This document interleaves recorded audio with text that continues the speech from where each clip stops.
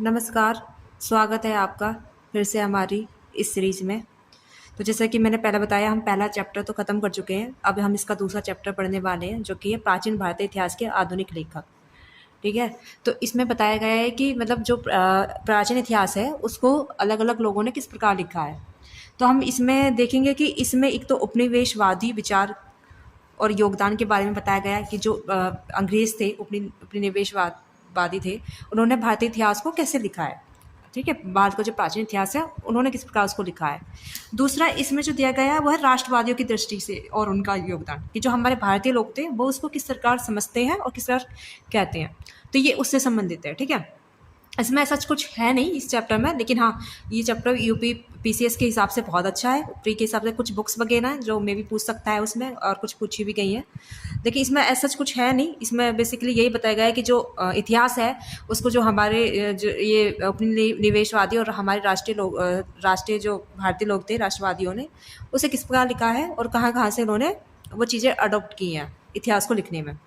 ठीक है? तो हम ये वाला चीज़ इसमें पढ़ेंगे। तो इसमें यही बताया गया है कि इसमें कि अब ये बात ये उठती है कि जो ये लिखने की इसकी ज़रूरत क्यों पड़ी। ठीक है? तो क्या क्या रीज़न था इसका पीछे लिखने का, इतिहास को लिखने का रीज़न क्या था, कि क्यों इन लोगों को महसूस हुआ कि हाँ, इतिहास को लिखना चाहिए, उसका पुनर्निर्माण होना चाहिए, उसे समझना चाहिए।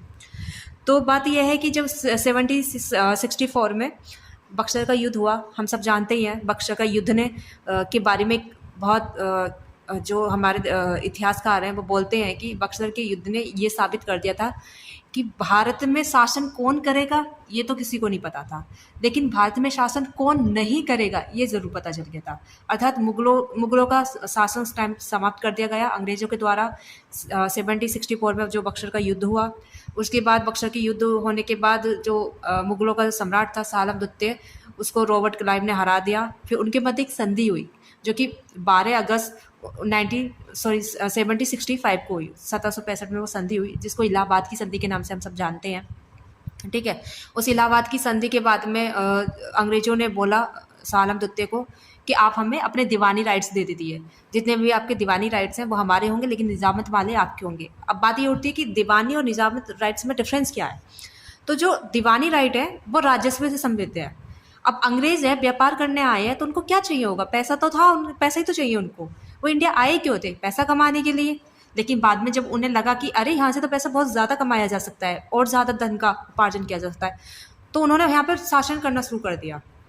तो उन्होंने क्या किया कि ऐसा है, हम व्यापार करेंगे, आप जो कर वर वगैरह लगाते हो, चुंगी वगैरह लेते हो, सीमा शुल्क आप लेते हो, हम जब व्यापार करते हैं तो वो सारे राइट्स अब हमारे होंगे। अब हम बंगाल से फ्रीली कहीं भी यूरोप में हम ट्रेड कर सकते हैं और उसके लिए हमें शुल्क नहीं देना होगा। हाँ, निजामत जो अधिकार हैं, जैसे सैन्य खर्चा हो गया, प्रजा का जो कानून व्यवस्था होगी, वो आप देखिए।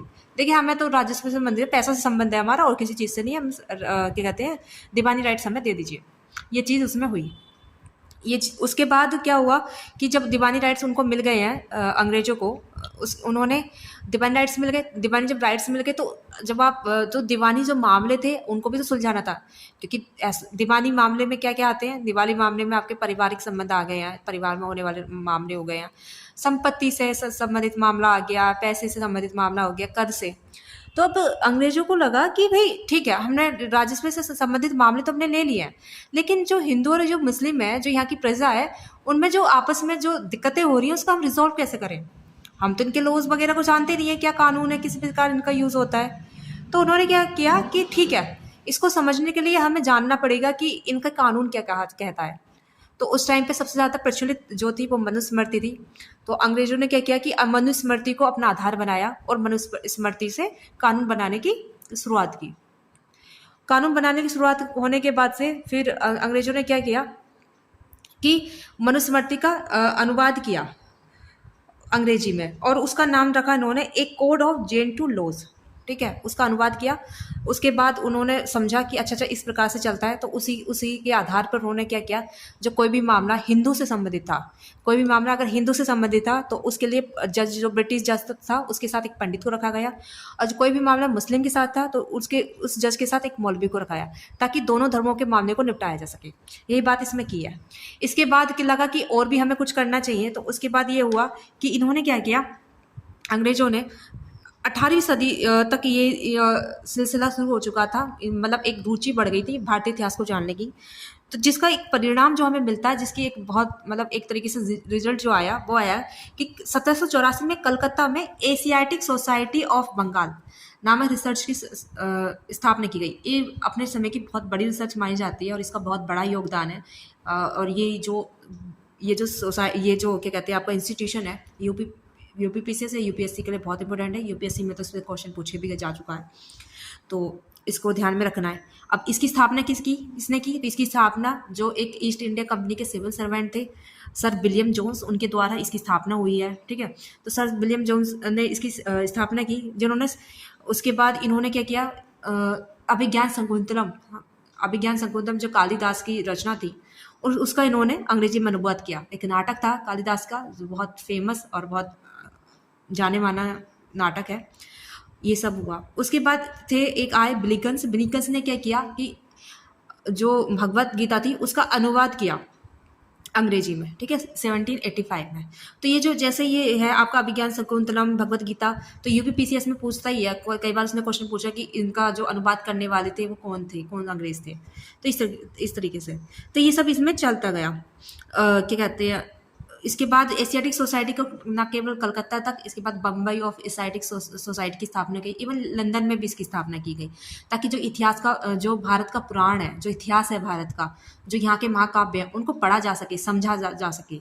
ठीक है, तो ये सब हुई। इवन जो विलियम जोन्स थे, इन्होंने तो यहाँ तक ये भी कह दिया था कि जो भारत की जो भाषाएं हैं, ठीक है, वो कहीं ना कहीं भारतीय और ईरानी भाषाएं कहीं ना कहीं यूरोपीय भाषाएं से मिलती जुलती भाषाएं हैं। तो उन्होंने उसको समझा, बताया। उसके बाद फिर हम जानते हैं कि 1857 में विद्रोह हो गया।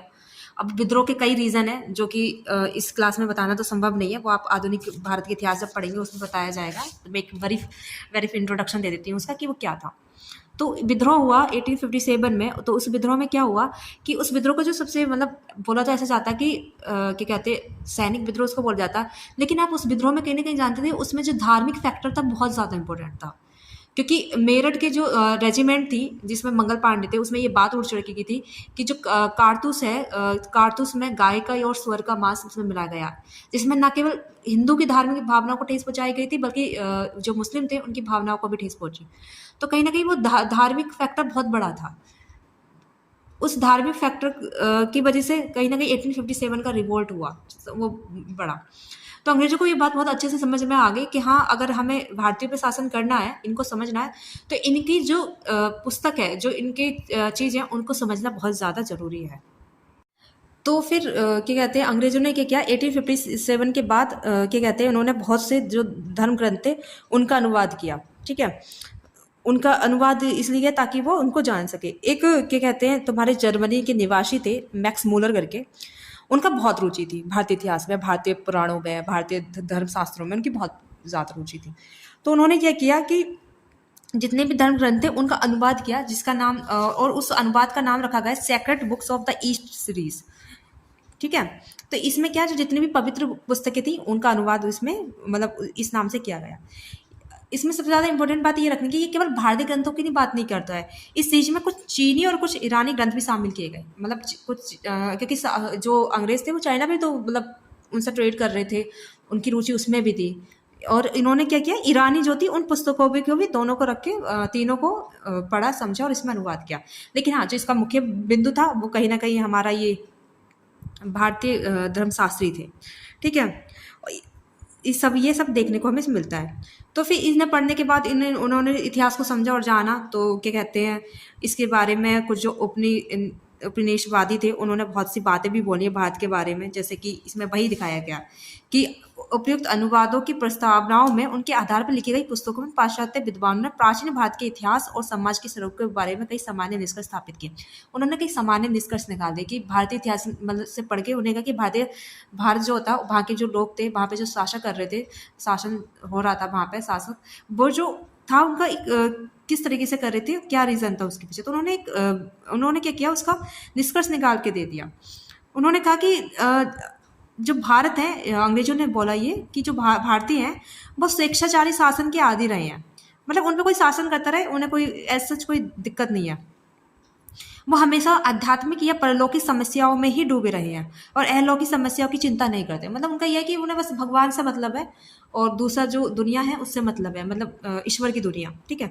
उन्हें अपने इस जीवन में कोई ऐसा कोई रुचि नहीं है, कोई उनसे कोई मतलब नहीं है, ठीक है। जाति प्रथा, वर्ण व्यवस्था, सामाजिक भेदभाव भारी क्या कहते हैं, ये कुछ भारतीय इतिहास में मिलते हैं, भारतीय मिट्टी में मिलते हैं, ठीक है।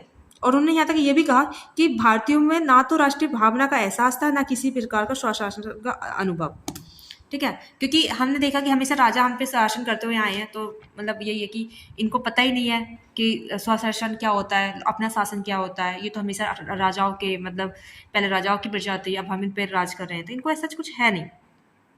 तो ऐसे बहुत सारे जो है निष्कर्ष निकाले गए।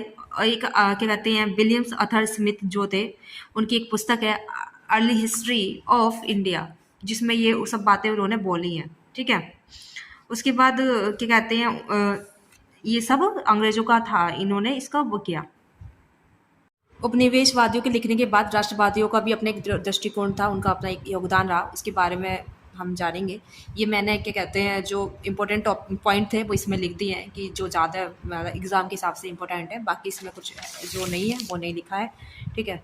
तो अब बात है कि राष्ट्रवादियों को ऐसे क्यों महसूस हुआ कि उन्हें इतिहास लिखना पड़ा। उसका एक मोटा मोटा रीज़न ये था कि अंग्रेज़ों ने क्या किया कि अपने इतिहास को बहुत, मतलब अपने आप को बहुत बढ़ाने के लिए भारतीय इतिहास को पढ़ा, ताकि वो इसको नीचा दिखा सके, कह सके कि भाई आप लोग कुछ नहीं जानते हो और आपके इतिहास या पुराण में ऐसा कुछ है नहीं। तो उसके चलते ये सब चीज़ें हुई।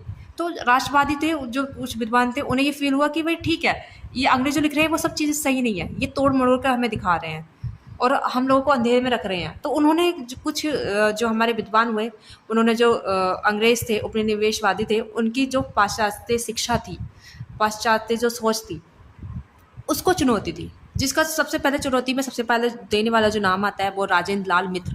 इन्होंने इंडो एरियंस करके एक पुस्तक लिखी, ठीक है। इंडो एरियंस पुस्तक लिखने के बाद उसमें बहुत सी चीज़ें इन्होंने बताई, क्या कहते हैं इन्होंने कि क्या था क्या नहीं था, भारतीय प्राचीन इतिहास के बारे में बताया, आर्यंस के बारे में इन्होंने बताया इंडो एरियंस पुस्तक में, ठीक है। इन्होंने बहुत सी सामाजिक और व्यवस्थाओं को उस टाइम पे बताया कि क्या क्या सामाजिक व्यवस्थाएं थी, क्या क्या नहीं थी।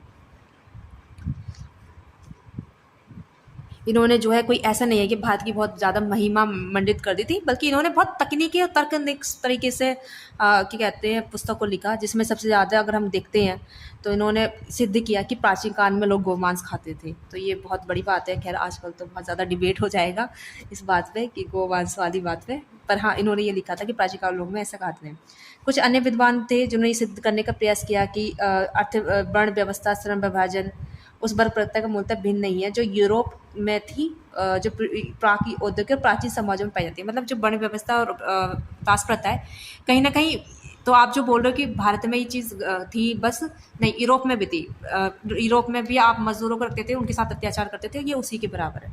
उसके बाद महाराष्ट्र में एक रामकृष्ण क्या कहते हैं, गोपाल भंडारकर और विश्वनाथ काशीनाथ रजवाड़े, इन्होंने भी सामाजिक और राजनीतिक इतिहास के पुनर्निर्माण में बहुत बड़ा योगदान दिया है। इन्होंने लिखा है, जो भंडारकर जी थे उन्होंने तो सातवाहनों का इतिहास लिखा है और वैष्णव के बारे में भी उन्होंने लिखा है। और जो आर जी भंडारकर थे स्वयं भी एक बहुत बड़े समाज सुधारक थे। जब हम आधुनिक भारत में क्या कहते हैं जब समाज सुधारक के बारे में हम पढ़ेंगे, ठीक है, पुनर्जागरण वाला जो चैप्टर आता है उसमें, जब उसके बारे में पढ़ेंगे तो हम इनके बारे में उस टाइम पे पढ़ेंगे। अन्य क्या कहते हैं, इन्होंने बताया कि अन्य जो संप्रदाय थे उस कौन कौन से संप्रदाय थे, तो उनका भी इन्होंने पुनर्निर्माण किया है, ठीक है।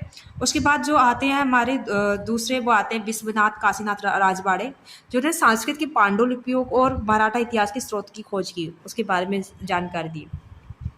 इसके बाद हमारे आते हैं पांडुरंग बामन काड़े, जिन्होंने संस्कृत के प्रकांड पंडित थे और एक समाज सुधारक थे, जिनकी रचना थी हिस्ट्री ऑफ धर्मशास्त्र।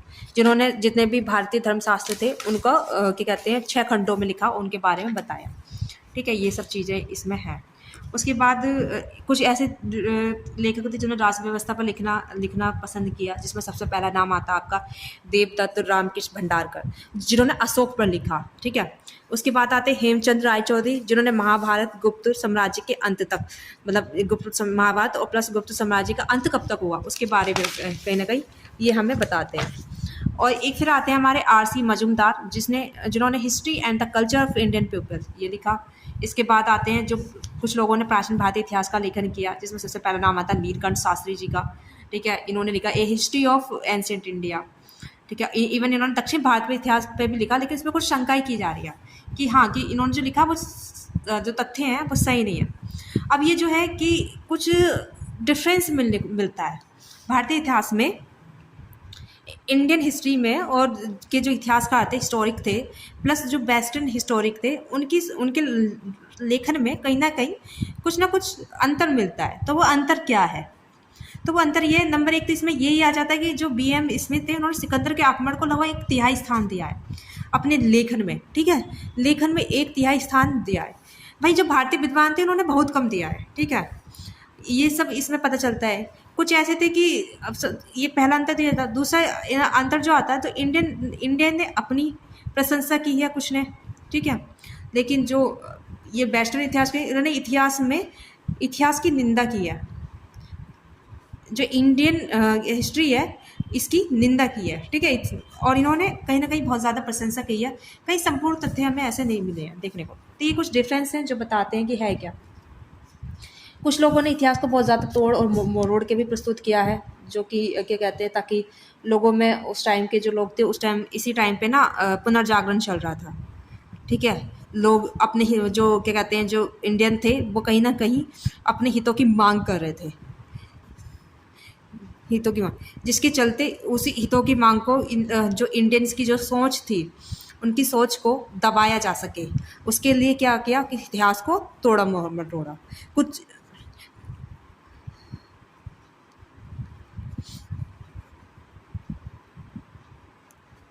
ठीक है, कुछ क्या कहते हैं वो थे कुछ भारतीय रूढ़िवादी भारतीय थे। ठीक है, उन्होंने क्या किया, उन्होंने भी इतिहास के साथ मतलब छेड़छाड़ी की। तो ये सब इसमें देखने को मिलता है कि क्या था क्या नहीं। तो इसलिए हमें पता चलता है कि इसके स्रोत किए थे। ये चैप्टर जो है PCS के लिए तो बहुत अच्छा है। इसमें अगर आप लोगों को इससे रिलेटिव नोट्स चाहिए तो प्लीज़ मतलब मैसेज कीजिए, क्या उसमें क्या कहते हैं, आपके कमेंट बॉक्स में आपको इसके नोट्स जो है PDF फॉर्म में टेलीग्राम पर आपको मिल जाएंगे। अभी के लिए इतना ही, धन्यवाद।